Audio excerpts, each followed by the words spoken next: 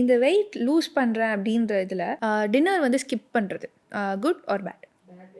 இப்போ டின்னர் பற்றி பேசிகிட்டு இருக்கும்போது சில பேர் வந்து டின்னர் அப்போது வெறும் ஃப்ரூட்ஸ் மட்டுமே அவங்க கன்சியூம் பண்ணி தூங்குவாங்க. ஆனால் இன்னொரு பக்கம் என்னென்னா நைட் டைம் வந்து ஃப்ரூட்ஸ் எடுத்துக்க கூடாது அப்படின்னு சொல்கிறாங்க. ஸோ இதில் எது மேம் உண்மை?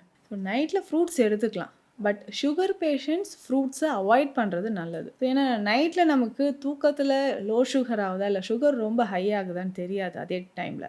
ஸோ சுகர் பேஷண்ட்ஸ் டே டைமில் நம்ம வந்து ஃப்ரூட்ஸ் எடுத்துக்கலாம். நைட்டில் ஃப்ரூட்ஸ் சாலட் மாதிரி சாப்பிட்றது ஓகே தான். ஸோ நார்மலாக இருக்கிற ஒரு பர்சன்ஸ் வந்து ஃப்ரூட் சாலட் தாராளமாக எடுத்துக்கலாம். ஒரு நார்மலாக இருக்கக்கூடிய ஒரு பர்சனுக்கு ஃப்ரூட்ஸ் இதுதான் ப்ராப்பரான டைமில் இதுதான் ஃப்ரூட்ஸ் எடுத்துக்கணும்னா என்ன மாதிரி டைமிங் வந்து சொல்லுவீங்க? Morning time. Okay. So morning பிரேக்ஃபாஸ்ட்டுக்கு நம்ம வந்து சாலடாகவே எடுத்துக்கலாம்.